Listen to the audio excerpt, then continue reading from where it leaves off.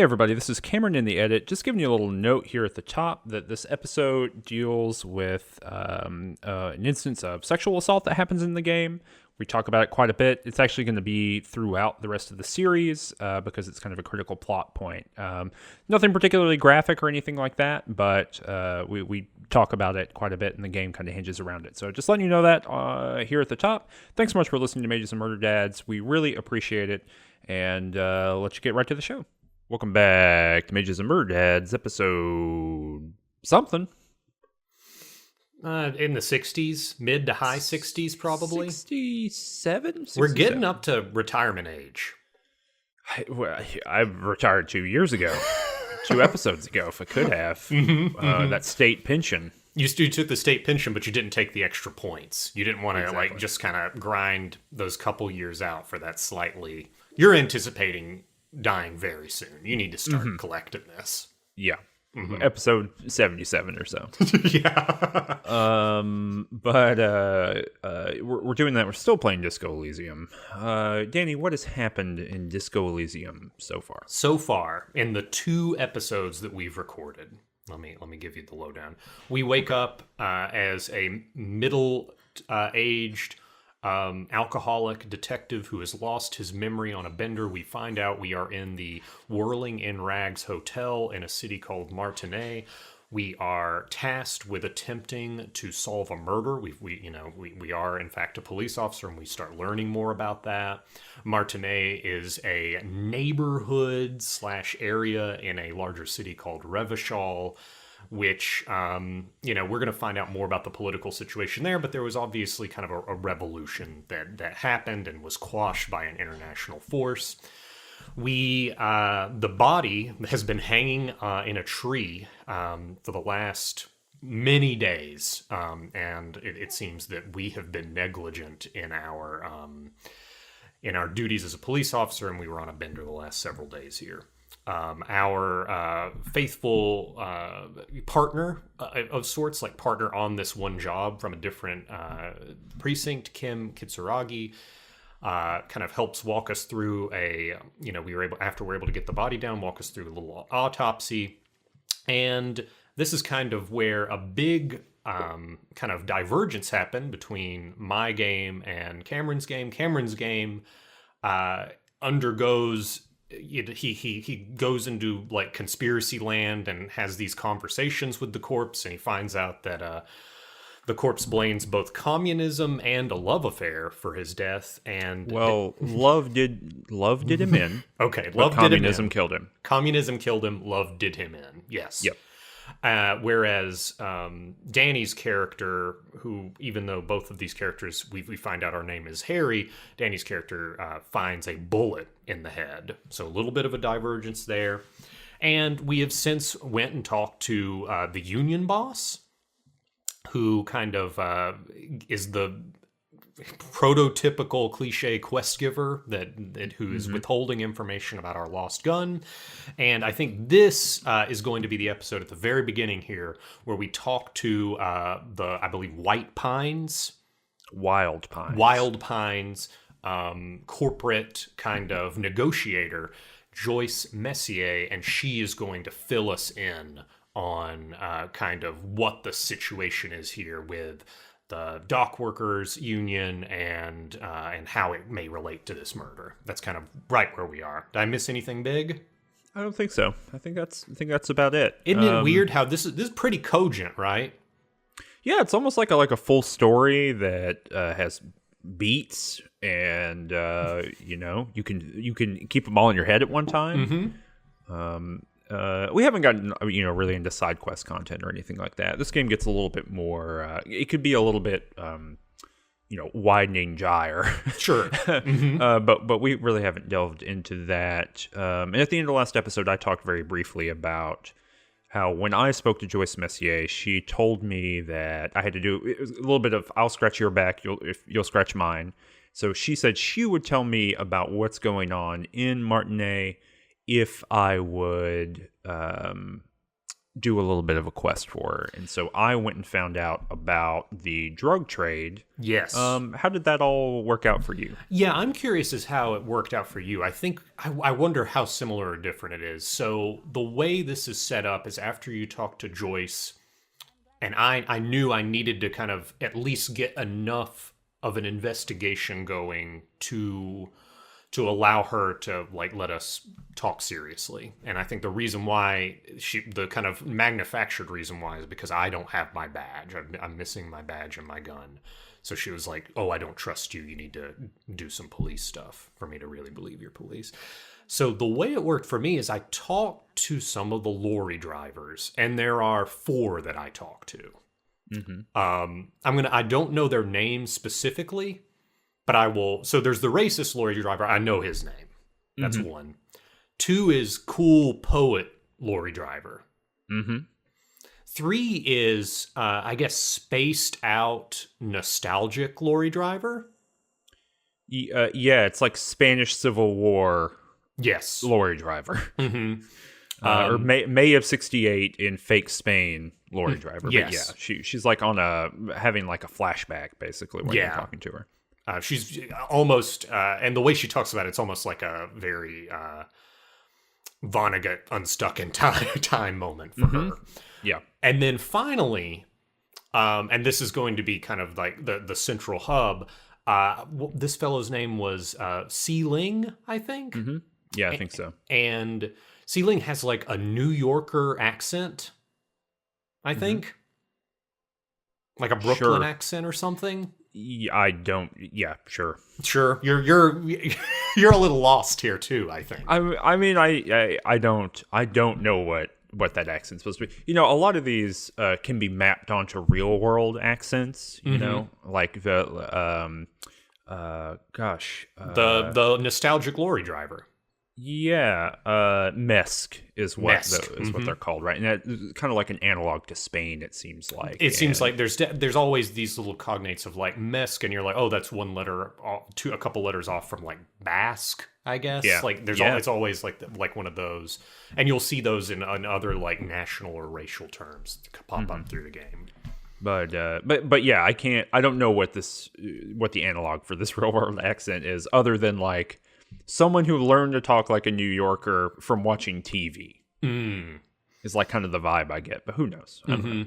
So, but you don't know that Sealing is a lorry driver from your first interaction with them. Sealing is selling like goods out of boxes, and when you examine the boxes, they're like, I imagine like the equivalent in our would be like if they had USAID stamped on the side and it was like not for resale, but yeah, it's like a humanitarian aid only, and it was like to the people of blank, and these like the insert names of the locations, you know, that they're being sent to, I've picked up throughout the rest of the playthrough as these are some of the same places that the mercenary group ends up operating in. So these are, you know, perhaps quote unquote war-torn nations, and there are various goods like clothing and also some electronics in them. And when you're talking to Sealing, you can point out, hey, that's weird, and Sealing kind of says, hey, who am I to question like where my, you know, sources are getting this stuff, but I'm just a wholesome reseller. It's only when I ended up talking to the racist lorry driver, and I asked the racist lorry driver about any drug trafficking, he immediately, being a racist, accuses Sealing of it, and explicitly couches his accusation in, oh, this foreigner bringing in these toxic goods to harm us. Like that's very much the narrative. Yep. Is that so? We're right there with one another in terms of how this gets cracked. Yep. Yeah. This is the exact up until this point. This is exactly how it worked out for me. So I went back to Sealing and I basically said, "Hey, the racist lorry driver said that you are in fact a lorry driver, and I'm going to," and like basically he insinuated that you are selling the goods that you were tasked with with transporting. And Sealing has a great line about like, look, I may be a lorry driver now, but spiritually, I'm an entrepreneur. I'm a businessman, and I want to sell this stuff. But anyway, I'm able to like just talk to Sealing, and he's like, hey, you know, everybody's afraid to talk about it, but people talk about the lady driver. People talk about this person being involved in some really scary stuff. And, you know, you didn't hear it from me, but we're pretty sure that it was the lady driver that that was involved in this drug running. And I asked, well, was it the nostalgic lorry driver? And he was like, I don't know, maybe. And I think from here, there are basically two directions you can go. You can go back to the racist lorry driver, or you can go to the poet. Who did you go to? Oh, that's interesting. I went to the poet. You went to the poet. Oh, excuse me. Sorry. Yeah, I ended up going to the poet because he was the one who talked to me the most, frankly. Mm-hmm. Like, you know, it seemed like he had the most to say. I went to the racist lorry driver first, and when I talked to the racist lorry driver, there was an opportunity for me to try to strong arm him and like and bluff and insinuate that I was a member of, I think it's called the Padre Madre. I can't remember. Like I remember reading it and was like, that's very strange. But I think it also might be a result of a failed check where I just said something ridiculous. Oh, I see. Gotcha. Yeah. So there is like a drug cartel, but I don't think it's called that. Is Madre in it? Maybe. You tell your story and I'll look this up. Yeah. So, like I said, I think that this is the thing about the game. Sometimes, like, you'll just fail checks and like get things wrong. So, like, if I fail an encyclopedia check, but anyway, Kim bluffs and kind of insinuates that we may be working for the cartel that is working with these drugs, and that we're trying to find the information out about, you know, the destination or where these drugs ended up, and that the racist lorry driver will be in danger by not aiding us. And I fail the strong arm bluff because basically I tell him, hey, you know, how about we step outside? And he just laughs at me. He's like, we're standing outside. What are you talking about? And I lose a morale.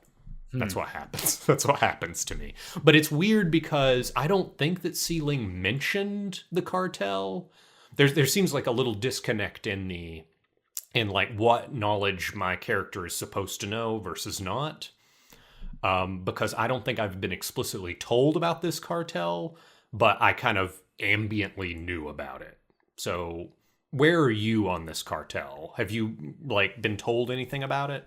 Yeah, it's interesting. I'm trying to like look up the name of it, and everyone just says the word cartel, but it does have a name. I just didn't write it down. But and I do believe the name is like Spanish or Spanish adjacent. It is, yeah. I mean, well, in the same way that like the Mesk, you know, yes, pseudo Spaniard stuff, right? This is like the you know, a half dreamed version of a real world cartel, which is kind of like the whole thing. I think when we in this game, we can kind of talk about what's gained and lost with all of these like pseudo real world things. Analogs. Yeah, these analogs. But yeah, so what happens to me is I think Kim might have said something about the cartel. I don't think I knew. I'm trying to think because I did this a couple episodes back. The way this ended up happening for me is I just went back to the poet and I said, hey, I know something's up here. I know about this woman. What's up? And the game basically says, look, you can lean on this guy really hard, or you can try to find another way. And I just said, I'm just going to lean on this dude. You know, I'm playing super cop here. Like, this is what I don't care about this guy. And so I just leaned on him as hard as humanly possible. And I found out both, you know, the confirmation that there's this woman lorry driver who's running around. And then eventually I leaned on him hard enough that he's like, okay, I have the key to her lorry. Here it is. And then when I got into that lorry, just to interject, I had to end up doing that too because the bluff failed. So basically you get the one shot with the racist lorry driver, and then your only out is the is Poic fellow. So yeah. Gotcha. And well, I kind of wonder too about, I kind of wish one of us had been able to do it, because I wonder, like, this guy has the key, so You know what I mean? I don't think that changes. I don't think the racist lorry driver, just because we learned that the reason he has the key, the poet, is because they had a good relationship and he was friends with her and all this kind of stuff. So the information he gives about her is that she's been kind of in a dark place mentally, and that she's been struggling. We know that her hair color recently changed. Maybe it used to be blue and is now violet, or vice versa. And I don't know. We don't know too much else. Like a gruff persona, I believe he said. Yeah. But yeah, so I don't know where the key. That's all to say. I don't know if it's like, oh, you get the bluff with the racist lorry driver, and then like canonically he had the key. I don't really know. I don't understand how that would work. But all to say, I lean on the guy. I get the key. I go and open it. And this is where I think this is. Did we talk about this at the end of the episode? About we did. Okay, gotcha. Well, I think you mentioned there are like a couple things you can find. There's the pinup girls, the photos of models in the cabin. There's the radio with all of the stations, and you did mention that. Yeah. The implication being, that this is some sophisticated operation. Yes, and so that I think is actually where I got the most information about cartels, was talking about that, mentioning that, and then talking with Kim, having like a short conversation with him about it. And then the pedal. The pedal and the toolbox. I don't think I noticed the toolbox. Okay, so there was a toolbox in there, and if you opened it up, there was some papers. And one of the papers had just a quick note about FAL or like FALN transmissions. And when I read that, my electrochemistry was like, ooh, it sounds nasty. But that's all. I don't know anything like intellectually about it. I just know. Gotcha. Yeah. And it doesn't sound like Kim mentioned, that's not a transmission I know of. He like listed a couple of like the equivalents of AM and FM, right? Transmissions. But yeah. And she's on like some CB radio shit where she has like hundreds of stations where she can check out. Yeah. But yeah, so that all comes down to, we know there's a drug trade, and we can tell Joyce Messier about it. We figure out that it exists, and that is sufficient kind of, I guess that's sufficient basically for us to say, okay, we'll open an investigation up on it. And I guess that's enough for Joyce Messier. Like all it took was us saying, okay, we'll look into it. We now know something to look into. Yep. And then the lore dump can happen. So, the situation we have is Joyce Messier was sent here as a negotiator. She, the people that she represents at Wild Pines lost faith in her because she flubbed something, more or less. And as a result, they sent mercenaries here to Martinez. They sent 3 mercenaries. So this is where it kind of gets interesting. The name of this mercenary group was, I think, Colonel, right? It was a K, but and they immediately say, oh, it used to be known as like a different name. And I've already yes, I think so. I think I read that as like Colonel, but I don't know. Or Crenel, I think. Crenel, there we go. Yeah. And then there's like, but it used to be like downspout or downpour, or downfall or something like that. So we've already got like a Blackwater Z Academi. Like this is what is being evoked, is private military contractors that change their name every couple of years, like after bad PR. And we are like, it fits it to a T. It talks about how these are groups that operate internationally in places with very limited accountabilities for what these organizations do, and that they're hyper violent. And it really was a huge step in escalation to send a group like this to Revachol, to Martinez. Missing anything so far? Nope. Yeah. So they wear ceramic armor. Yeah, and they wear this super high tech stuff, and they also, we were told about their kind of ordnance. They have semi-automatic weapons, which is going to be contrasted with the kind of weapons that you would find in Martinet, which are basically like muzzle loaders that you have to, reload every 1 or 2 shots. So incredibly dangerous. Kim says, hey, they have thousands of dock workers. It would be like 1,000 to 1. And Joyce Messier would be like, that these people are so well armed that it would still be this tremendous bloodbath if there was a conflict. Yeah, she says, and you might not have gotten this. It's actually interesting because it came from my encyclopedia knowledge, I think. She says, have you ever seen a wasp attack a beehive? She did say that, but I didn't have like any insight. What was your insight? Yeah, I think it was encyclopedia that tells me, it like gives a specific species name for the world, and basically it says that, the wasp goes in and it kills the whole hive. They all attack it, and it still defeats the whole hive. And so the idea is that these people, they don't the weapons that they have and the capability that they have, numbers are not sufficient. And we know from or at least I know from the autopsy that banging on that ceramic armor, right? Like it can take a huge amount of trauma.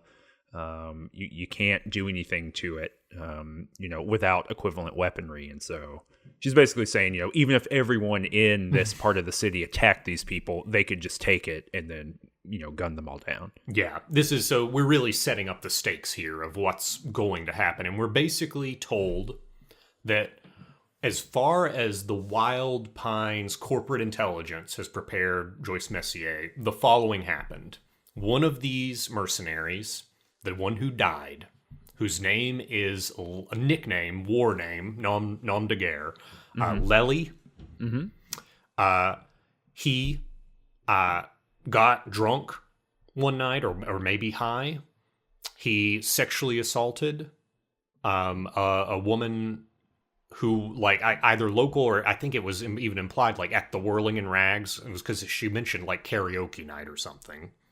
Yeah. And basically this group of kind of armed union members who are kind of cast as, like, more ideologically extreme, like, kind of they are kind of fill the role of the RCM here in Martinet, and that they basically had they just enacted vigilante justice and like hung this fellow after he did this. Yep. And the remaining 2 mercenaries have, in her words, gone to ground. They may still be having a role in, like, agitating the scabs, but they are conducting their own investigation parallel to us. And in a few days' time, she doesn't give an exact day, in a few days' time, they are going to basically hold their own tribunal, extrajudicially or suprajudicially, however you want us to call it, and they're going to like kill the people they believe are responsible. And Joyce basically tells us, this is the situation. If you can't pin this on somebody compelling in the next few days, it's going to be a bloodbath. It's going to be awful, because they're just going to kill everybody they suspect. And if they do that, then the Union is going to respond in full force, and then the worst case scenario happens. The murder, the Hornet in the hive situation may well happen. Yep. And then that becomes an event that is large enough in magnitude that it actually begins to, like, affect the political stability of Revachol. Because the Union is kind of, and this is, I got this information from probably some different things. The Union is one of these, along with the RCM, are these vestigial elements of the former communist government that just never got completely destroyed. And there is this, like, strange balance or equilibrium that these, like, elements have continued to survive after kind of the liberal powers, international powers that be have imposed, like, a market economy on this place, but that, there are still these entities that hold power. And if this kind of magnitude of an event happens, all of Revachol will be affected. Yeah, and there's an implicit one gets the sense that Wild Pines' decision to bring these mercenaries in, right? It comes from. It was a decision made in panic, it seems like, yes. right? Like in order to kind of hedge on these negotiations, and it's backfired heavily, obviously, because it's created this situation. But also you get the sense that, and we're going to see this a lot through the rest of the game, that it's kind of history coming to bear a little bit, because Wild Pines is, in the way that the Union is this kind of like, remainder from the communist government, and the RCM is a remainder of like the revolutionary, the anti-revolutionary forces, basically, right? They're a peacekeeping militia. The Wild Pines is a remainder of the suzerain, the king that existed beforehand, because the monarchy transmogrified it just kind of adapted and transmogrified into corporatism. Yes, corporate interests. Yes, exactly. Because it basically privatized all of its arms into state-run monopolies. And Wild Pines is one of those monopolies. It was a monopoly on trade.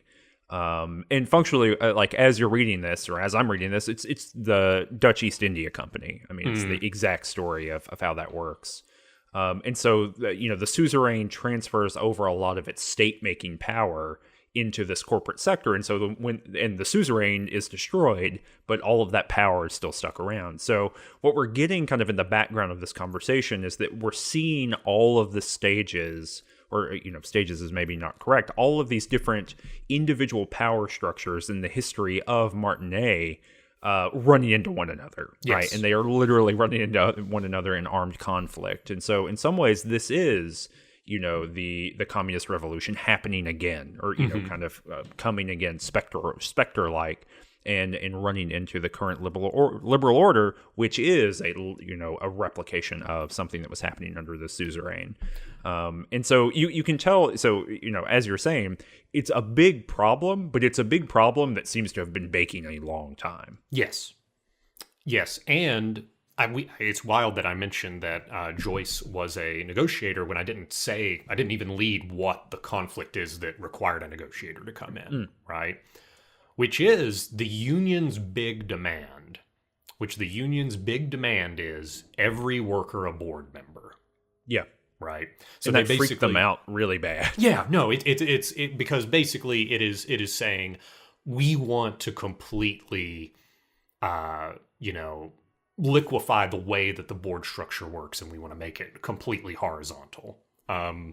Which is this is basically like a little microcosm of like where the limitations of a union begins, because the existence of a union is like, once you make a demand like that, there is no mutual interest, right? This is the complete it's complete antagonism now between like the people that have the power in the company and the union's demand. Yeah, and her opinion on that is actually interesting too, because you can ask her about it, or maybe I got some additional dialogue. But she says, that she personally just thought that was rhetoric, right? It's not a real demand, right? It is a rhetorical form to get what they want. But the rest of the people, or the actual board itself, really freaked out about it, because they took it, as you're saying, as this like true antagonism. We've talked to the head of the union. There is no, every person a board member over there, right? Like that's not real. It is just pure rhetoric, right? As far as we know, as far as we can see. And we know, as we find out later in this episode, there's a very hierarchical relationship between the union leader and then the Hardy Boys, the people who are kind of the enforcers for the union. Yeah. And so it's hyper hierarchized. So Messier, I think, is in the right in the sense of she has read the situation correctly, but the corporate structure being so far away, right, being so disconnected from the reality on the ground, has no idea that this is just rhetoric. Yeah.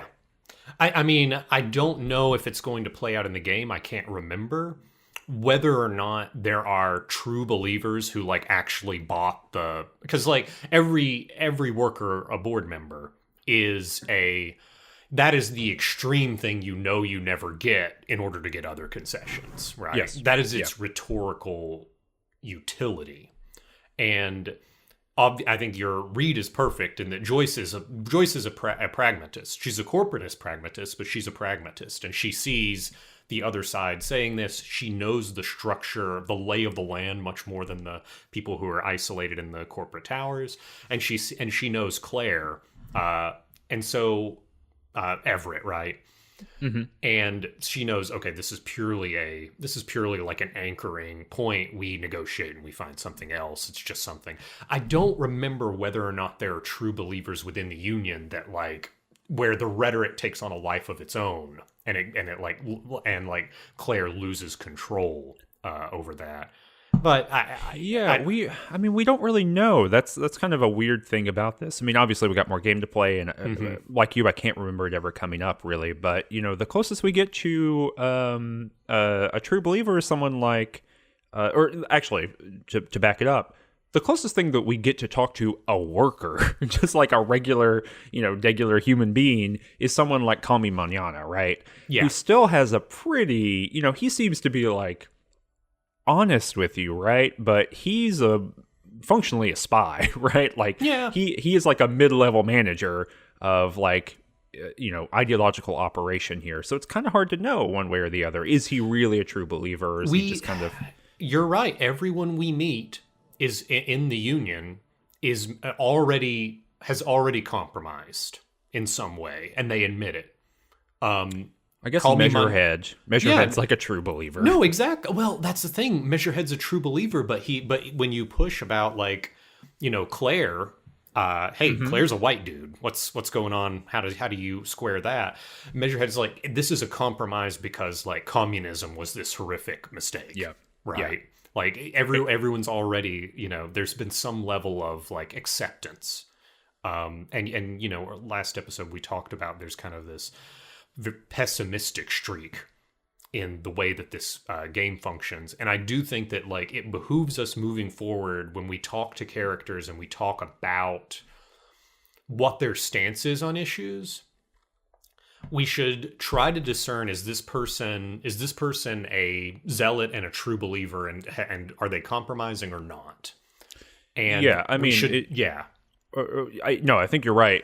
And what I think you were both noting by kind of running through these characters is that everyone is kind of a real politics cynic. Yeah.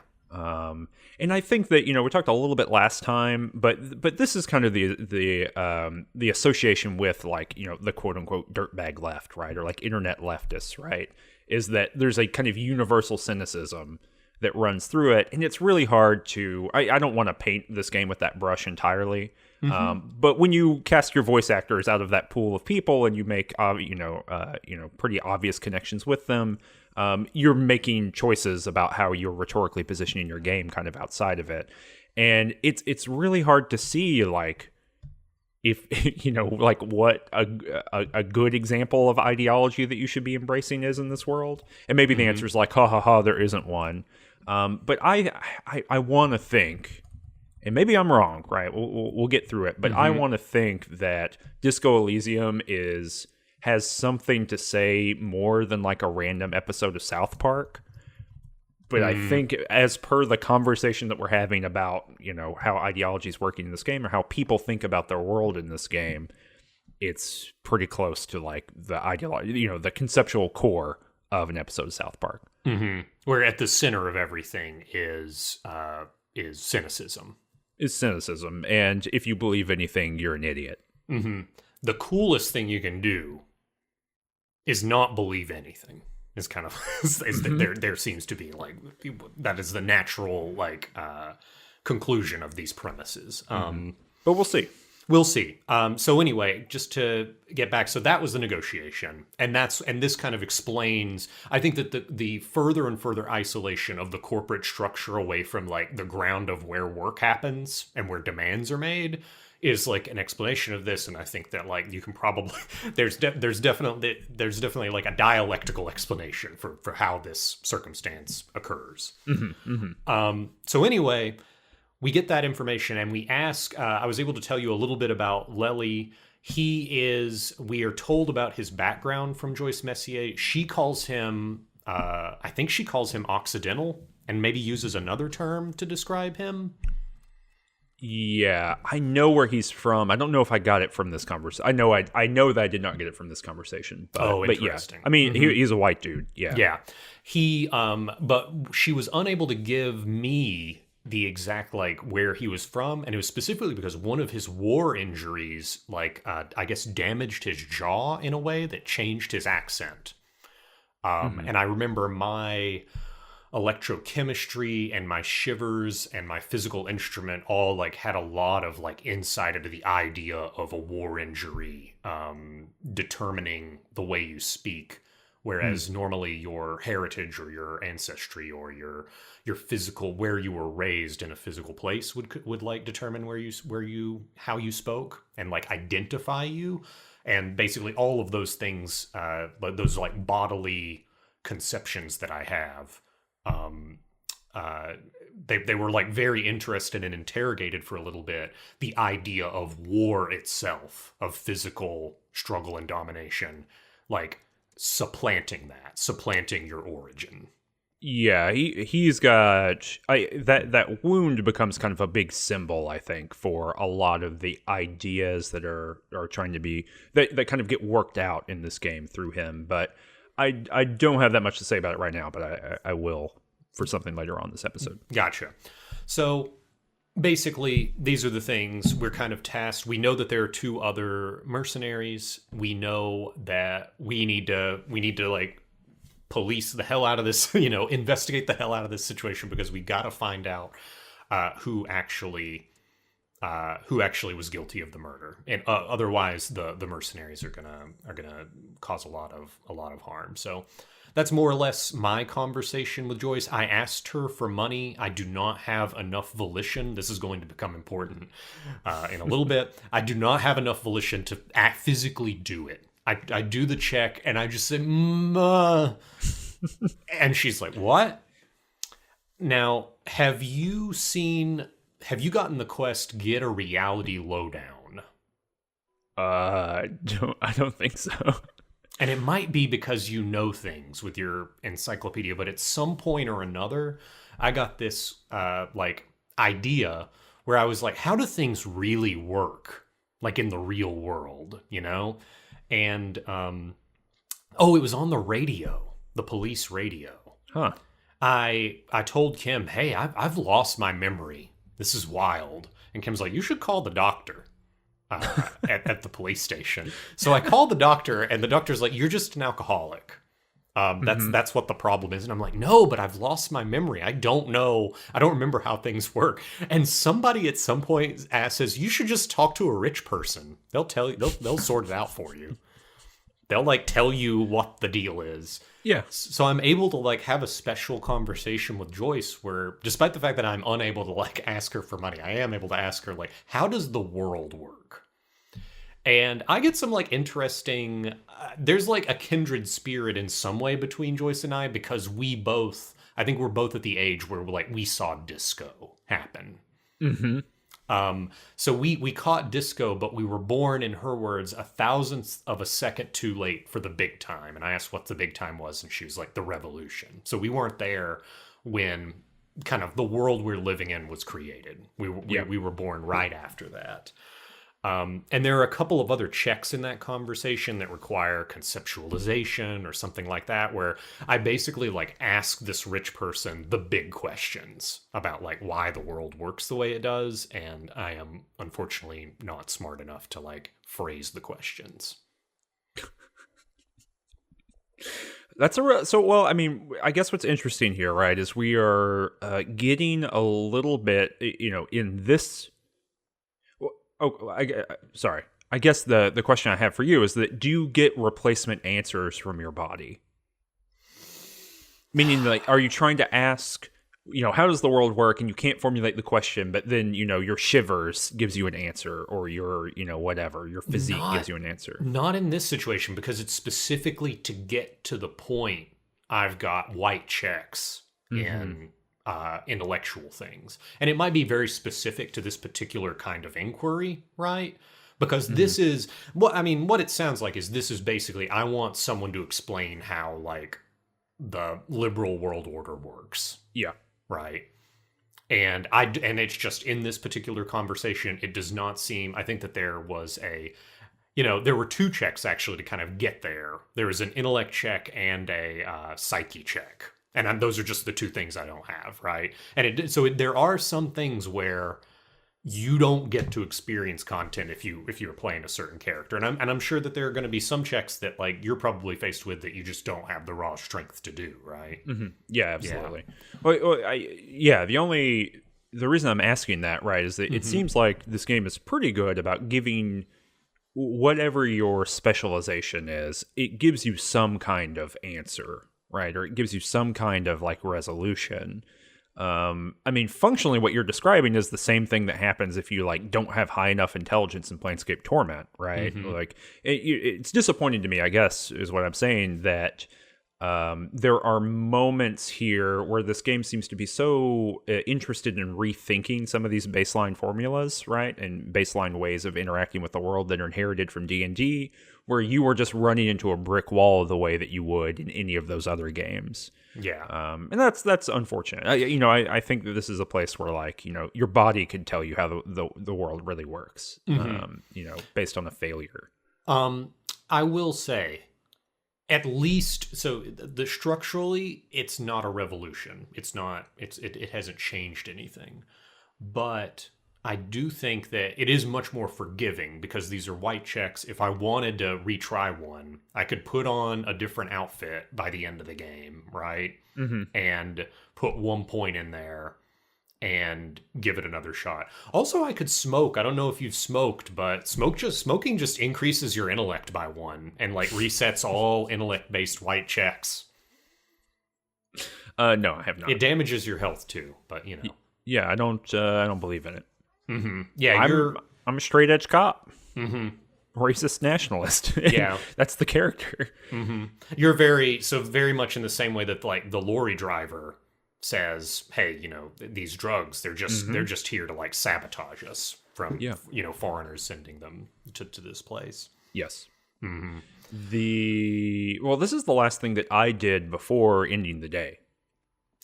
Whoa. Okay, so this is another. So remember how you had to spend like forever dealing with Measurehead? Correct. I do this and it's like 5. Oh. Yeah. So, and I'm also in like a pickle because, and I'll kind of, this is not Danny's big problem level. I didn't have to replay the game or anything, but it was an issue that I had in the playthrough. My clock was so less advanced than yours at this point that I had to try to like figure out how to advance the day. Because the last thing that I have on my little quest that I'm supposed to debrief with Kim, and I can do that on the balcony after 8, right? Yes. Well, it's not even 8 yet. I've still got a couple hours left before that. There's another problem. You can't initiate that conversation until you pay your bill. Oh, yeah, you need some money. I need money. So I can't even eat. So I like do a couple other things, and I can tell you a little bit about them, but I do a couple other things, and I get the clock to 8, and I'm like, yes, it's now 8. We can debrief with Kim.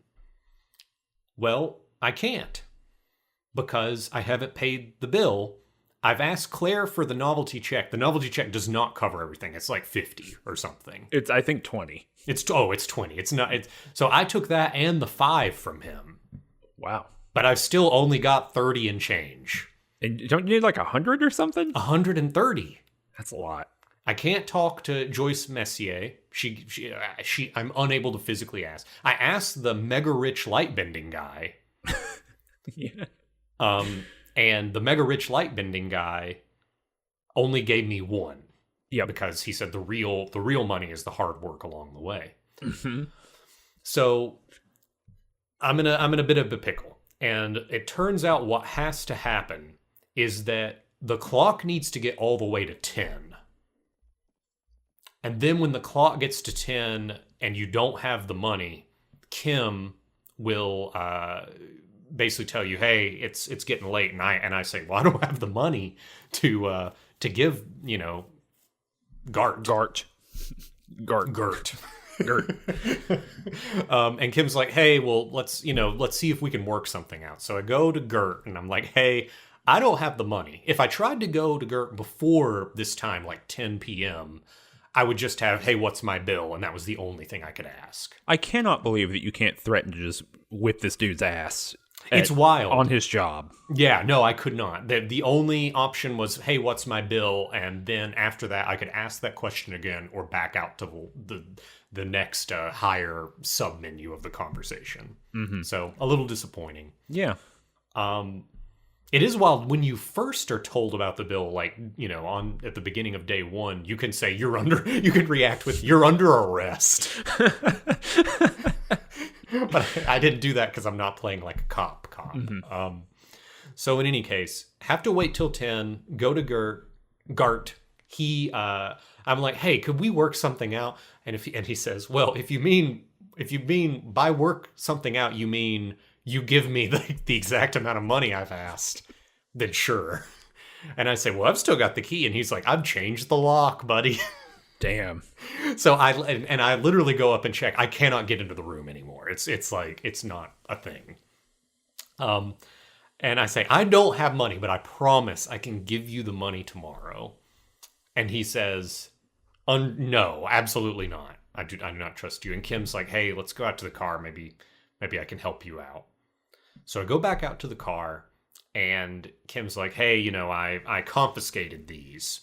And they are basically hubcap spinners. They're really fancy hubcaps. Mm-hmm.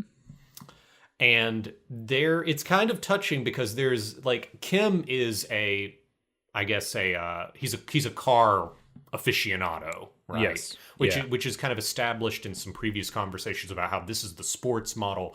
He loves it. It's a big part of his identity is like enjoying these cars. Mm-hmm. He's got a racing jacket on. That's why he's so cool looking. Got that like bomber jacket. Oh, little interjection. My thought cabinet, I've been not even leveling things up. Every time I have a thought cabinet thing, I will use a level to unlock a new slot to do it. Right? Okay. I've got aces low. So I had the aces low with Kim, and I developed that. And now I have +2 empathy with Kim and +1 esprit de corps. And, I finally realized it's like, oh my gosh, this whole outfit is like an old Revolutionary Air Force outfit. So I asked him about it, and he did tell me, revolutionary, no. He's like, no, I'm not associated with that. But as a child, I grew up always wanting to be in the Air Force. And, it sucked because by the time I came of age, the Air Force no longer existed. Right? Yeah. Mm-hmm. But anyway, that was my little moment with Kim. But anyway, so we shared this moment where I felt bad about taking these hubcaps. But I did anyway because I just have no money. So I had to go pawn them. I had to go to the pawn shop and sell them to this weird pawn shop guy who I didn't interact with fully because I think we're going to interact with him more later. And I had to sell them for $200. Kim gave me the $130 out of it, and I had to use that in order to rest. So you on day one, you did not talk to Claire again after talking to Joyce Messier. No. Have you talked to Claire on day 2? No. Oh, interesting. Why? So I did go back to Claire, in the interim where I was trying to kill time to get to 10 o'clock. Mm-hmm. And it's an interesting conversation. I know that you at least had some of the conversation because he tasked you with like delivering those, getting people to sign a letter, right? Yes. Yeah. He gives you that kind of no matter what after you open that door for him. Yes. So I did the door, and I misremembered. I did knock on it, but it didn't complete the quest. I did have to go in to like be able to do the next step of the quest, which, yeah, it was the guy with the racist collection. Yep. So I went back to Claire to kill time, and I told him about that. But because I had the conversation with Joyce Messier, there was a new like dialogue tree that had opened up. And I think it's quite interesting because he talks about like the crime and the Hardy Boys. Well, we did have a conversation about the Hardy Boys because I basically negotiated with him about the Hardy Boys' cooperation. Yes. So you did mention that, but did you notice how he was basically throwing them under the bus? Oh, 100%. 100%. He was like, yeah, they must have got hot-headed and they must have done all this stuff. It was real bad. Yeah, the implication, I mean, this is what everyone kind of says, right, is that the Hardy Boys they're union members, and they're obviously like union bruisers, right? I mean, they're kind of this police arm of the union. But they are also autonomous. And like, so if someone's there to take a hit for the union, that's their job, is to, to do time or to go get in a fight or whatever for the union. And that's actually happening in quite a few different ways, as we'll learn shortly. But yeah, absolutely. Yeah. He is saying, oh yeah, it seems like there's a problem. You should go see what they have to say about it. Mm-hmm. And I have a dialogue option with him to be like, so you're saying they killed him? And he was like, yeah, it's pretty obvious. He never says anything explicitly. It's always like, the facts all point to it, right? But I always have this, now I have this dialogue option to be like, but there was a bullet in the corpse. Right? Oh, ooh. And I say that, and so I say this, and nothing happens there because, basically because he just says, oh, well, you're even further ahead of it than I am. But it feels like there might be something there later. So I just wanted to put a pin in that. Interesting. Yeah. So did you do we've covered all the stuff that you've done on day one. Yeah, I went to bed. You went to bed. Well, you debrief with Kim, right? I did debrief with Kim, but I mean, it's basically what we've talked about. I don't think I learned anything new there. He really is just being like, yeah, it took you 4 hours to do this, so please remember everything that you did. It's vitally important that you remember the plot of the game. Yes, yeah. It really is just a catch up on the main quest, which is this investigation. No real new information there. So, how did you sleep? Poorly. I'm looking at my notes here, right? So I couldn't go to sleep originally, and then I have a dream of myself hanging in the tree. So with disco lights scintillating off of you. And casting. So it's Harry Dubois. Yeah, it's the lights from the Whirling in Rags that are kind of going around. And it tells me all kinds of stuff, right? This is something that's interesting to me that I really just kind of glossed over, didn't pick up nearly as heavily in my first playthrough of the game. But this game, every time you are like talking to yourself, it is constantly bringing up your ex-wife.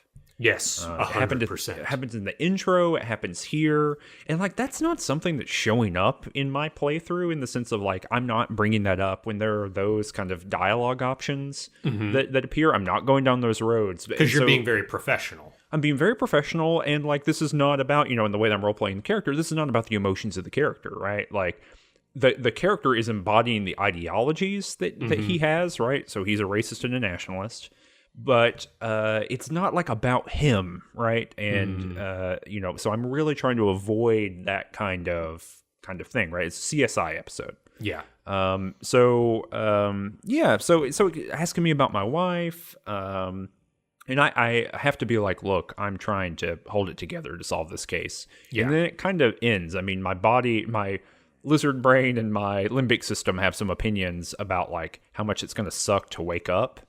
But I have a feeling I don't go as like far down the rabbit hole with the stream as you theoretically could. Yeah, it's interesting because so you've got the professional. I am not delving into personal. I am delving into the personal, but there are two types of ways. One is like really wallowing in it and fully embracing the emotions, and that cop type is the apologetic cop, which I'm not. Right. By the way, still not. I completely blew it by saying that I didn't want to think of myself as a particular coppa type. Oh. That's never come up again. It's really Oh, unfortunate. no. Yeah. Yeah, that's sad. I am the Rockstar Cop, and I, excess, and basically I am running from my emotions through this, like, illusions of grandeur, right? So, but I did have to, when pressed, I was like, she left me. And then my own corpse hanging in the tree was like, you're right, she did. That happened. So that was sad. So did you find your ledger? Mm-mm. So you haven't gone through the the dumpster, right? Nope, I haven't had a reason to. Hadn't had a reason to. So I found my ledger, which is why I was able to like get the autopsy form, and I didn't have to borrow one from Kim. You can look at a whole bunch of different stuff in there. It's pretty interesting. You can see all of your old cases. And when you're picking up, it's like a big clipboard, but like one of those box clipboards where you could store something in it. So I pried open the compartment, and there was some ticket stubs in there to like a matinee, and there is a letter. It is very important that you save your progress before reading the letter. Especially, the one thing you don't want to do is like play 45 minutes without saving and then read the letter. And then take such a severe morale hit that the game ends? No, it's not a morale hit. It is an automatic end. Oh, wow. Oh, I think I do know this. So tell me about it. Yeah, it is a letter from what is obviously your ex. And it appears to be basically a breakup letter. And your ex references your very deep soul, and then like there comes a page where it's ... and you get there is no morale hit. The screen fades to black, and you get like it is an ending screen. It is like the title credits roll. It says Disco Elysium. There's no like newspaper article that happens when you like quit from a nervous breakdown, etc. And the game automatically starts over, like in a new game. Damn.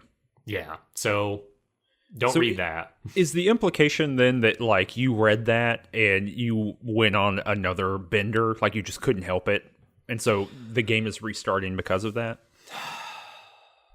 I mean, that's one interpretation. I can't remember, like, if you do another type of game over, if the game restarts like that, or if it goes to main menu. I think it goes to main menu. So that is a really interesting difference. And I think that there is some, like, storytelling there. Maybe... Oh my gosh, maybe I shouldn't have loaded. Maybe there was, like, more game after that. I just assumed that it was, like, a new game because it was my reptilian brain... like talking, and it looked very similar to the beginning of the game. I'll have to try it next time I play. Maybe I know that there are some things that happen where you just wake up later. Maybe I just passed out, but the title screen made me think, oh, it's game over. I don't know. Yeah. I don't know. Yeah, I have no idea either. I think this exact same thing happened to me when I played the game the first time, and I just reloaded my game, but I haven't, now hearing you say that, I thought, oh, I wonder if other stuff is happening. Anyway, so maybe save your game before doing that. So I saved my game before doing that. But anyway, another thing in that ledger is that there is there's a little holographic like sticker that has some like encoded information. And I asked him about it, and you can hold that holographic sticker in front of the lit lights of Kim's service vehicle that have some property to like illuminate that thing. And the holographic sticker also has like information about my record encoded into it with little like indentions, right? And I find out that I've been in the service for 18 years, that I have closed over 200 cases, which Kim was like very impressed by. He said, yeah, if you close 10 cases a year, you're in the top 1%. And that I've killed 3 people. And I say, oh my gosh, is that bad? And Kim actually tells me, actually, for your area, like for Jamrock, like your precinct, there are definitely some officers that like it's a ghoulish game to them to attempt to like kill to get a high body count, and like it's the kind of it's the kind of place where if you wanted to, you could probably get away with killing a lot of people. The fact that you've been working there for 18 years and you've only killed 3 means you're probably one of the good ones, in his words. But anyway, so those are the things that I found out about me, and as far as like the emotional stuff. But no, I think you're right. I think that there's a different way to play this where you are more that apologetic kappa type, where you are more like just really wallowing in your emotions, where you're getting more interaction on the X front. But no, you're right. The way you are interacting with it, you're getting almost nothing. Yeah. And it's interesting that the game keeps bringing it up. I mean, I guess one way of interpreting that is like you just can't get away from it, right? It's kind of baked into you. And even though your memory has been wiped, that, you know, the past is still there. Yeah, I mean, or I think that the game might also be saying this was not merely an alcohol-induced memory loss. This was a mental breakdown, specifically the culmination of this breakup, even if the breakup happened a long time ago. Like, it's finally hit you, and that is what has caused this. Yeah, the other thing about it, too, is that, you know, all the speed I was on has finally worn off. Mm-hmm. Did you get this as well? Yeah, when I woke up, I've opted in. My electrochemistry has told me, you know what your problem is? You just don't have enough speed in your system. Yeah. And I said, I'm not doing it. I'm opting out. I'm not doing any more speed. Oh, wow. Did you Bad get any for you. thought cabinet stuff or what have you? Nope, did not. I've gotten not that much thought cabinet stuff, honestly. I've gotten maybe 6 or something like that. Yeah. Interesting. So I've opted in, and now I have a little side quest to find speed. You can accomplish it. Yeah, I think in I this can. very episode. So in the same way that, like, I said that I wanted us to have, like, at least one of us to engage in this part of the game. I was kind of interested, I guess, in the same way that you were interested in how does this game, like, interact with the choices around you being a racist. I wanted the first time I played it, I didn't really do the drug stuff, but I wanted to see on this playthrough, how does this game treat this topic? How does it treat addiction or chemical usage, etc.? I don't know how it's going to work. Yeah, it's every time that it's come up so far in my game, it's been almost like as like a fun little jokey thing. Which I don't know if being addicted to speed is fun necessarily. But yeah, so the basic stuff we got to do this day. This is day 2. Sure. Basic stuff is talk to the Hardy Boys. Yeah. Which luckily, and when I talked to Mr. Clare and I was like, hey, when can I talk to the Hardy Boys? It was almost the game telling me, you know what? They'll be there day 2, basically. Yeah. Long story short. And sure enough, you walk down and you meet Kim in the lobby right after you wake up. And this area of the cafeteria, of the lobby, is now no longer cordoned off. And there's you know, a ton of, like, it looks like what is obvious to be the Hardy Boys, like a bunch of dock workers are in there, and in front of there is the person that I borrowed, or I guess took, the gardening gloves from. The gardener is like right in front of there. Yeah, and but they're not a gardener. They're not a gardener. Did you talk to the guy in the kitchen by any chance? I did. There's a language barrier thing going on. Yeah. I didn't write his name down. No. So here's the thing. Yeah. He said 2 words in a language I didn't understand, and I had a logic failure, and the logic failure was like, oh, that's obviously his name. So then I proceeded to, like, address him by these 2 random words that he said. Yeah, my logic told me the opposite. It said, these are obviously just 2 words that you don't understand. This is not his name. Do not call him that. And so I immediately called him that. Oh, and then he kind of talked to me, and here's the thing about, you know, race science. You know, it gives you different tools for being a racist. And so I was able to say, hey, you should talk Revacholian.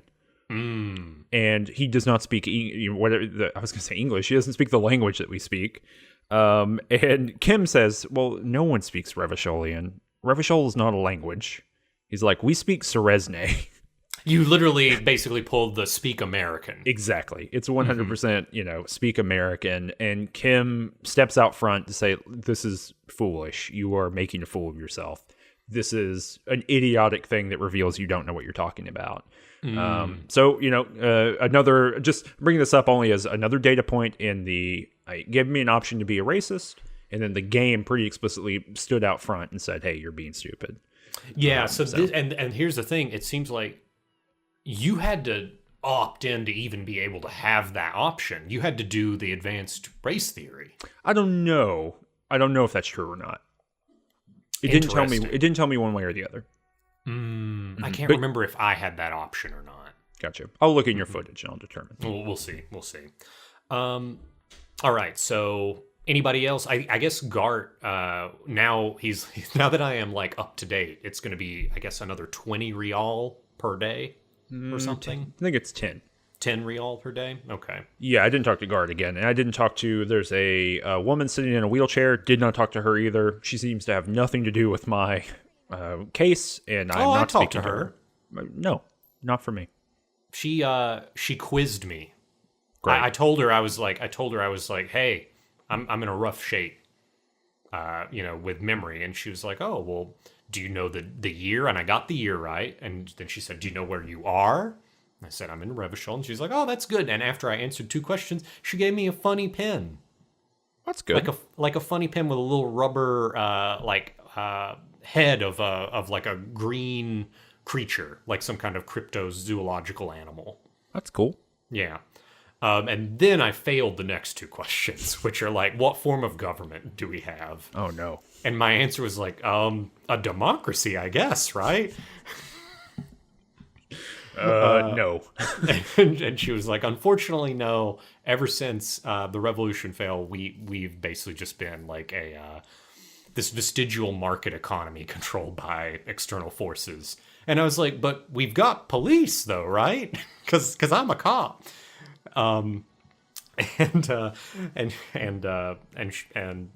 she said, oh dear, you need to talk. That's okay. So now that I've talked about it, that's how I got the get the reality lowdown quest. Got it. Okay. Because she's like, you don't know how the world works. You need to talk to somebody about this.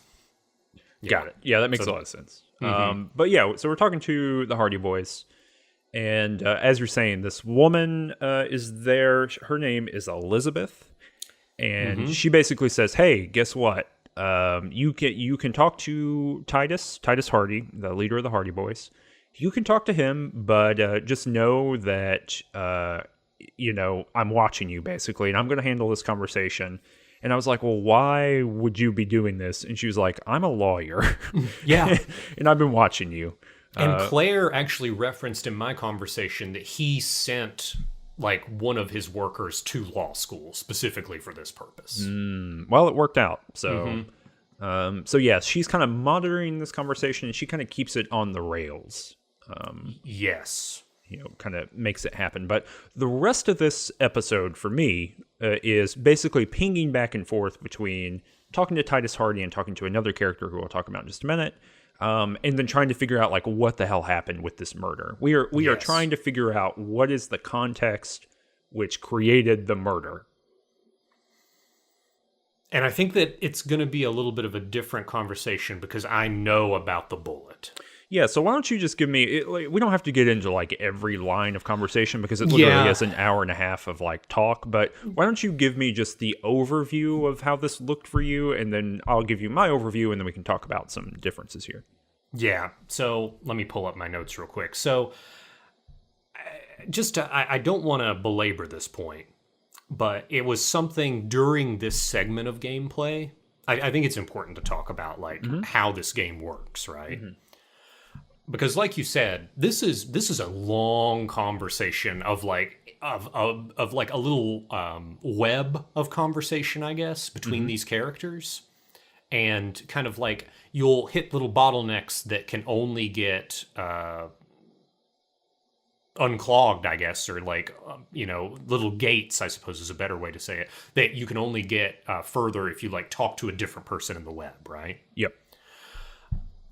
And it made me think about I feel comfortable talking about this even though we're an hour in, because I know we're going to have to summarize, because this is, an episode in and of itself if we're going to go line by line. Mm-hmm. It made me think about this video essay that Matt Lees did when he was doing Cool Ghosts. Mm-hmm. And he was talking about, I believe he was talking about like the last Zelda game or something, but he started the game with where, a question that you have that it's interesting to ask if you're either designing a game or playing a game is, where does this game reside? Like, where is your attention in the game? And in his video essay, it was about like the fact that like Zelda didn't have all of these UI elements on it that was like pulling your attention in many different ways. So it like afforded a particular type of experience because of that choice, compared to like a lot of other, Horizon Zero Dawn and like other big games that have these like floating UI elements on the screen. Do you think that this game resides in a different place compared to the games we've played before, or not? Based on the way that you progress the game and the way that conversation works in the game. No. Okay. I mean, if only because this entire section that you're talking about, this kind of web of conversation, really operates by having you talk to someone, walk up some stairs, walk through a door, walk through another door, talk to someone, walk back through a door, walk back downstairs, talk to that other person, kind of back and forth. Yes. To me, it doesn't feel all that different than like the repetitiveness of combat in something like a Baldur's Gate game, in the sense of, I know where this is going. There's a little bit of kind of decision making to go in the middle, right? Of like making sure I'm going for the right checks and things like that. But for whatever reason, in this conversation, I didn't really have that many places I could do checks over the course of an hour and a half. It really was me just knowing, or figuring out through the context of conversation which things to ask. And so when I'm thinking about, when you say, does it reside in a different place? I think, is it asking me to kind of work different motors? Yes, right? That's like, the question. Is it asking me to kind of work in a different way? And not really, I don't think, in the sense that I'm still navigating an isometric space. I'm still doing fairly repetitive tasks where I have a very robust toolbox of dealing with it. I am getting, I think, a different quality of storytelling. I think that's true for sure. But I don't think that that's any different than some of the longer conversations in Planescape Torment. This entire section felt the most Planescape Torment-y to me, in that it's very similar to the end of that game where you're spending like 30 minutes just kind of talking and like figuring out the big plot plans. So for me, no, I don't think so. If I'm thinking about like what I am bodily and kind of mentally doing, although the quality of those things is radically different. Okay, so basically you're saying this is a difference in perhaps degree and like style of execution, but this is not an apples orange situation. They're not different. These things are not functioning in a different way for you. I don't think so, in the sense of what they're asking me to do and how they're asking me to interact with the world. It's not apples oranges, I don't think. But in the same way that I don't know if I necessarily, maybe as a postscript preface to the answer I just gave, I don't know if I agree with the Matt Lees argument either. Okay. I don't know if I necessarily buy into that heuristic, but it seems like you do. It seems like you think that these are apples and oranges.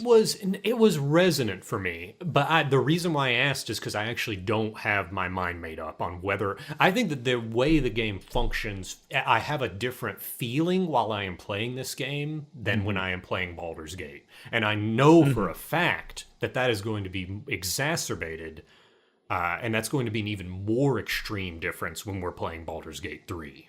Yeah, absolutely. I think the way, just my entire mode of like the way I'm thinking and playing when I'm playing this game versus Baldur's Gate 3, they're very different affective experiences, I suppose. Yeah, absolutely.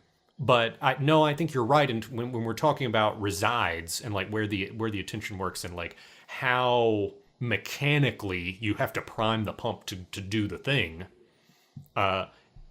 perhaps a bullet hell game is perhaps you reside in there differently than these games. But no, you're probably right. It is just a different of refinement and execution. That's something that I can agree with. Okay. I mean, even though, just really, really briefly, even the Baldur's Gate 3 example, I think that's a really good comparison because I think you're right in that regard. And like, I don't think that any conversation I have in Baldur's Gate 3 is going to make or break the experience for me.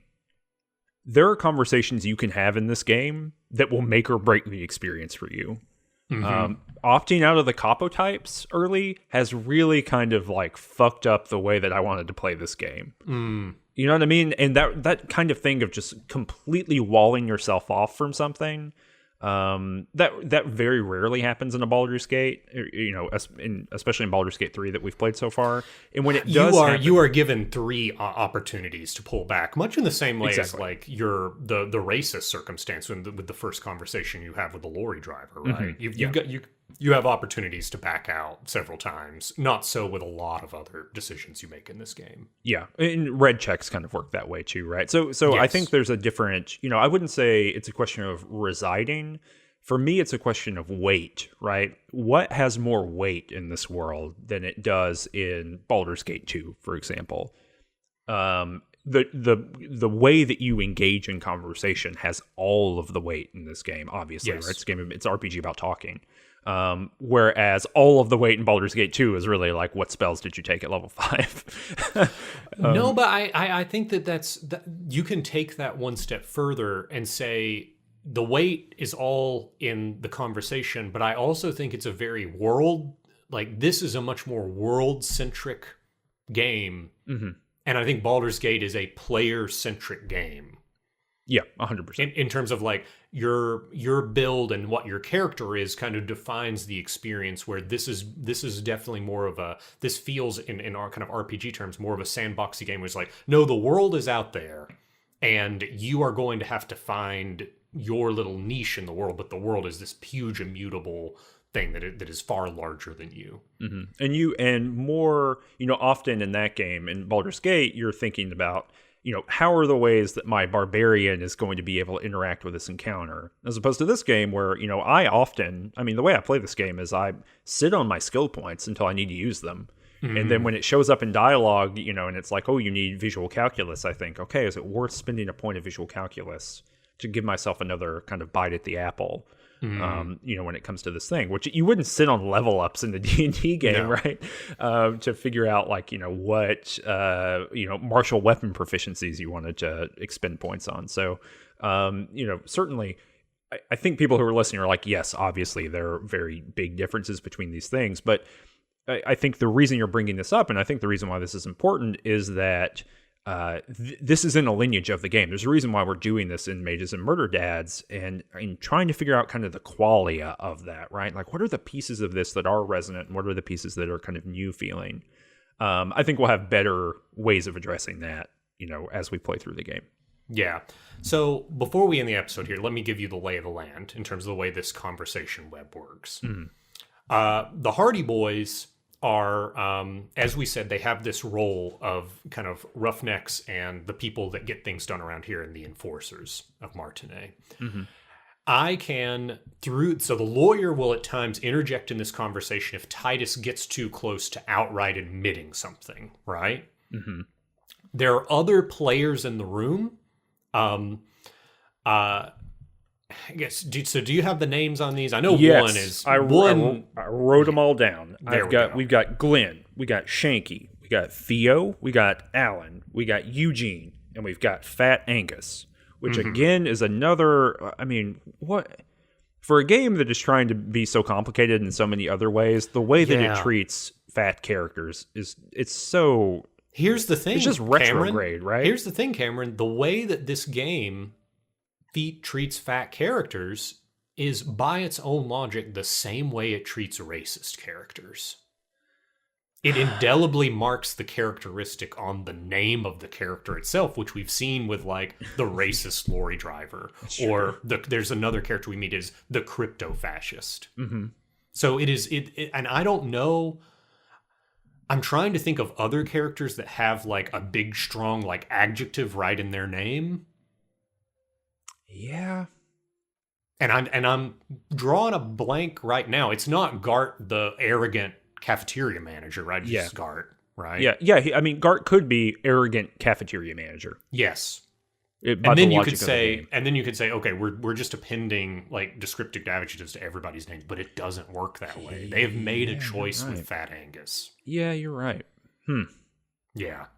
And the way that they treat Angus is fucked up too. But yeah. Anyway, sorry. But yes, so that yes. Those are all the players. And as you're saying, that as you talk to the lawyer and as you talk to Titus, these people kind of chip in, and they are not under tight control by Titus, and so you're able to kind of lever what they're saying against him and to kind of confer with Kim a little bit. So it adds like a whole other layer of how you realize about halfway through this conversation that you were not conversing with Titus, you were conversing with the Hardy Boys, and that you can provoke all of these people kind of against one another. Yes. So there's a lot going on here. So I would say like a big fulcrum for me, I think there were two big things that like determined my path through this. One was the fact that I had spoken to both Joyce and Claire about it. So I think that there is a way that you could play this game where you didn't talk to those two people and day two happened and you talked to Titus, because Kim told me, hey, before we started the conversation, Kim told me, hey, we don't have to talk to them now. We could wait. Right? Mm-hmm. And I think that was the game's way of telling you this conversation is going to go a very different way if you quote unquote do your homework or like gather more information than if you just jump right in without talking to those people. Mm-hmm. So I think that like probably pruned a lot of the conversation tree for me. And the second thing was I noticed early on through a composure check or one of my like physical abilities that I basically determined that Fat Angus was the weak link in the room, that he would be, quote unquote, the first one to crack. Did you come to this conclusion? I mean, eventually, but through conversation, not through, yeah. It was weird. I walked into the room and I scanned the room and came to that almost immediately. Mm-hmm. Mm-hmm. I mean, maybe because the basic bones of this conversation goes the same way for both of us. So where were you able to use kind of your physical and motorics abilities to like angle this? So those abilities were most key in like sensing like how dangerous and how serious and what the various like how would I say it? What the various positions, either of authority or of like level of involvement, the dock workers in the room had. There was one person in particular, and let me look at the name. It was Theo. Mm-hmm. And there was like one physical instrument, I think, popped in, and physical instrument is like, Theo is dangerous. Yeah, he's the older man, right? Yeah, I think so. Throughout the conversation, it kept seeming like he was going to pull a gun. Yes, no, exactly. And that was like early on, I was like, this person is on the verge of violence. Gotcha. So I think that kind of colored the conversation. But big picture, we find out that, I'm looking at the time here. I just want to make sure we have the bare bones of it. Big picture, we have a circumstance where the very first person that I met in the game, Klaasje, is the woman that Lely, the military contractor, sexually is accused of sexually harassing, right? Well, I mean, Titus explicitly says that she was raped. Yes. So the way that the conversation works is I think that you can like try to make a decision with Titus, or you can like leave the conversation without making a decision, and you can go talk to Klaasje and like basically get her side of it and like talk to her. But did you get a tape? Yeah. Well, let me back up a little bit, and then I'll kind of go through this too. So the first conversation with Titus that I had at the end of that conversation, he was like, "Yeah, we did it." He was like, "We committed this murder. We killed this guy." And then I was like, "So you did it?" And he says, "No, no, no, no, no. We did it." And then the lawyer, Elizabeth, she kind of pipes up and says, "Okay, you've heard it. They've admitted it. They are murderers. There's 7 of them. Are you going to arrest all 7 of them?" And so really kind of positions it as like, how much power do you think you have? And so I was like, that's interesting, but like, why did you do it? And so then he's like, it's because of this rape. I can go talk to Clausia. I talked to Clausia and she says, no, that's not what happened. She says that we had a complicated relationship. They did a lot of drugs. They did a lot of drinking. Now, is that what she says at the very beginning? Yeah. Oh, interesting. Did you succeed on any checks with that?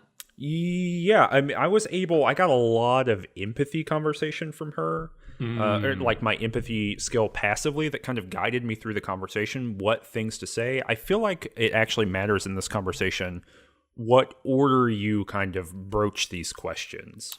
I think that when I first went to Clausia, she was like, yes, it did happen. If that's what they said, then that's what happened. No, she did not. She from jump told me that is not what occurred. Okay. Yeah, I had to do some back and forth on that, but also the tenor I dropped quickly. Yeah, there's a bullet in this guy's head. I dropped it very early, and they got very antsy and like leery around it. Gotcha. Titus did and the Hardy Boys. And that also made the lawyer nervous. Got it. Okay. Well, because that's kind of the end of this whole thing, right? So yes. So I talked to Clausia, and she's like, "That's not what happened." And I went back and talked to Titus, and I was like, "Clausia is not backing your story. If she's not backing your story, then your entire logic for why you did this murder doesn't make sense, and I don't believe you really did it." I'm able to say, like, if the reason you told me that you did this murder didn't actually occur, then I don't think that you did the murder, right? I feel like you're making this up. And he says, okay, well, how about this? Here's a tape. He gives me a tape that's called the Door Gunner Mega Mix or something. And I have to go to the pawn shop. I have to buy a tape recorder or a tape player. Because the one in our hotel, I love the fact that they put this broken one in our hotel room, seemingly for the purpose of just taunting us. The fact that we could have it just makes us regret our fictional actions even more. It's like, oh my god, this would have been so nice to have the tape player, and we wrecked it. But yeah, I've got a lot of money. I've got like 40. I've got like 40 real. I've been collecting all my litter and turning it in, so I have a lot of money. So I go and buy it, and I was able to even say, he was like, it's 12 real. And I was like, well, I'm going to use it to listen to sounds and not music. So how about that? And he's like, that's awesome. He's like, I don't really like music. I like, he basically tells me to enjoy my musique concrete. And when I interacted with the pawn shop owner, I got a strong drug vibe from him. Yes. Yeah. Same. My electrochemistry was like, so I haven't asked him for drugs yet because I want to just do that at a later time, but I'm pretty sure he's my lead. But yeah, so I got the tape player. Got the tape player, listened to it, and basically in the tape, it is a one side of a radio call that Laylee is making to one of the other private military contractors. Yeah, PMC people. And he basically says, like, look, I'm getting fed up with it. I'm gonna rape this girl, and I'm gonna murder all of these people Kohoi style, which basically has the vibe was like a reference to a war crime, basically. But yeah, I mean, it's basically their version of Vietnam, a massive military conflict, which was strongly related to a lot of war crimes. And so he basically he's like talking like a character from Platoon. And so then I go to Clausia, and I was like, Clausia, it does sound like this is what he's saying. And she was like, no, he just said that shit all the time. Like, he was full of machismo. And she actually says, doing it, whatever style, whatever the name of the country style. She was like, it was like his, and I was like, oh yeah, persona. And she says, no, like a running joke.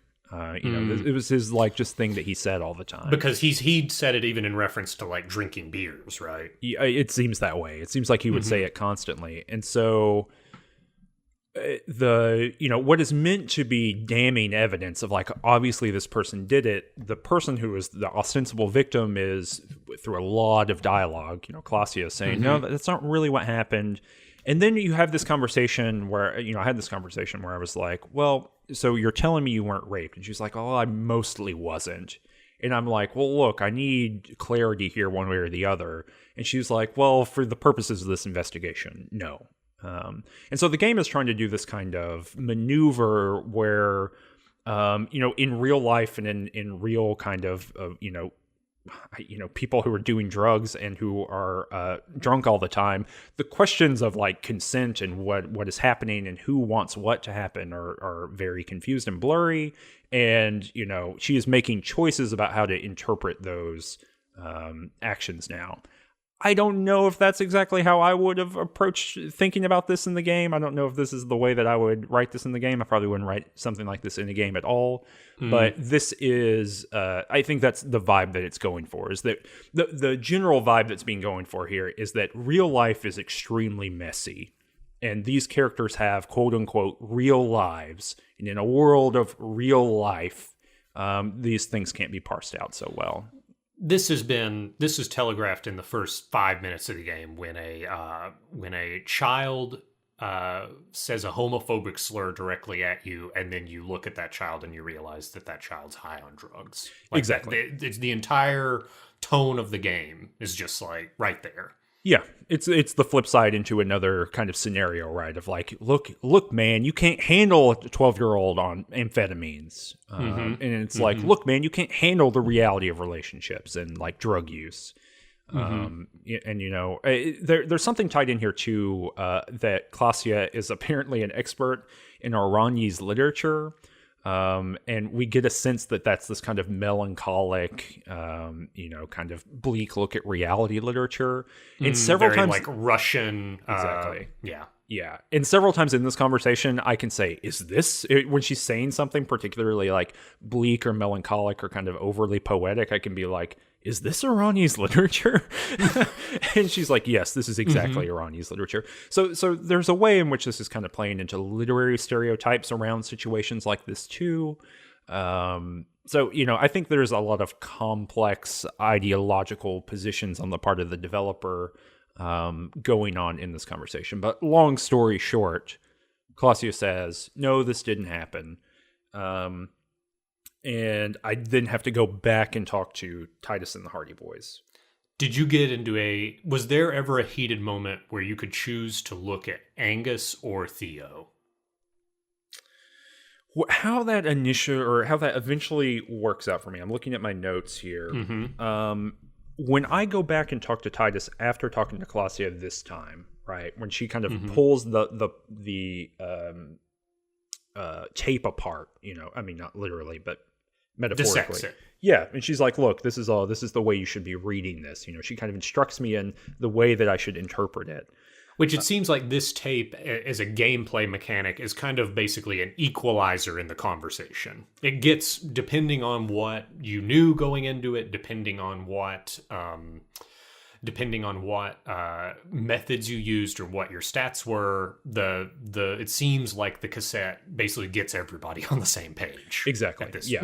It's providing some kind of critical info. I kind of picture it as you branch out and then you come back together into a bottleneck of that tape and then you can branch out again. It feels like it, yeah. So what happens here is I go back to Titus and he's like, oh my God. Because basically he thought the tape would be like another opportunity to get Klasia on board, right? Just to have her say, yes, this happened to me, and that makes the whole story work, right? And the fact that she chose not to do that, it makes everyone kind of a little bit antsy, and I get a rhetoric, medium success, I think, that shows up, that makes me realize, okay, this is an opportunity to start playing the Hardy Boys off of one another. And Angus is just one of the first ones to talk. And so Angus lets it slip that he was already dead or something when he carried him. So like it's an unforced error basically that causes the first initial slip. And after the first initial slip happens, I can kind of follow it down the road and kind of get the story, which we can, from what we know already, can kind of infer he's already dead. They take him and they hang him. But then the big question is, why was he already dead? But it seems like you got there a different way. I mean, it's actually very similar. I just wanted to talk about the fact that I had to reload. Oh. Because Theo killed me. Oh. There's a moment where basically you can be confrontational with Theo, the guy who's threatening everybody. Mm-hmm. Or you can turn to the person you've identified as the quote-unquote weak link. Oh, I did have... So I had a moment where Theo was like looking at me and I looked to Kim and Kim had his hand on his gun. And so I guess I just maneuvered that differently to kind of make that situation not happen. But I guess I got right up to the kind of precipice of that occurring. Yes. It happened. And it's the exact same thing as reading the note. It does not matter what your health is. But in any case... It's actually the same thing. Once you get that thing, you can cajole. I think that it basically deflates their story sufficiently, right? Mm-hmm. Like the fact that the proposed victim is refuting their story and is no longer cooperative. That plus the bullet in the head for me, and they're not able to offer an adequate explanation. That kind of cracks it at that point. Gotcha. Yeah. So what's your after you finish this conversation, where is your attention directed? What is the next obvious step? Well, so after I had this conversation with Titus, I do know that he was shot to death. Mm-hmm. And I got into spirit decor, like the check that happened, and it was a snapshot of the coroner operating on the body. Or doing an investigation on the body and looking deep in the mouth and being like, well, I can't believe, or I think he says, or the coroner, I don't know if it's a he. The coroner says, well, I can't blame him for missing that. And you figure it out in retrospect, basically. Well, that's the weird thing is I don't think that yes. Essentially, I get all the information just way after the fact through a check. But then I had to go talk to Klasia again to figure out exactly what happened. Okay. Did you do this? And yes, or I think I'm just before that. I thought that I'd kind of cracked the case, at least in terms of that, but I haven't gone back to talk to Klasia about after Titus. Oh. Mm-hmm. Would you want to save that for next time? Yeah, we could save that for next time. I think this is when you can, if you want, attempt to reconstruct the murder, and I didn't get to that point. Yeah, well, yeah, you talk to Klasia first, and then you can attempt to reconstruct the murder. And I made some interesting choices here. Oh, okay. Some kind of game-altering choices in big ways, which are cool. Okay. Yeah. Okay. Well, we'll be back, with the next episode. In 2 weeks is when the next episode will come out. Yeah. You can go to patreon.com/rangetouch to learn all about what we're up to. You can support the show by backing us there. You can check out other shows that Range Touch puts out, such as Too Much Future, which is basically Mages and Murderdads, but for the Fallout games. Game Studies Study Buddies, where Michael and I read books of game studies and then talk about them and kind of make them explainable and explicable and fun for a wider audience than just academics. And then Just King Things, where Michael and I are reading the works of Stephen King in publication order, which is very exciting. It's a lot. There's a lot of works there. So, you can check that out. Again, patreon.com. If you have not hit the subscribe button for Range Touch, go ahead and do that. And if you haven't hit the like button for this particular episode, please do that. Those things help us out. They help us sequence up in the algorithm. If you're watching this on YouTube and you'd rather hear it in a podcast, there's a link to do that down below this. Very easy to do. So I think that's it. We'll be back in 2 weeks talking about the murder and talking to Colossia and probably some side quests, I'm assuming. Yeah, I think episode 4, we're going to be seeing a little bit of side quest action. Goodbye. Ciao.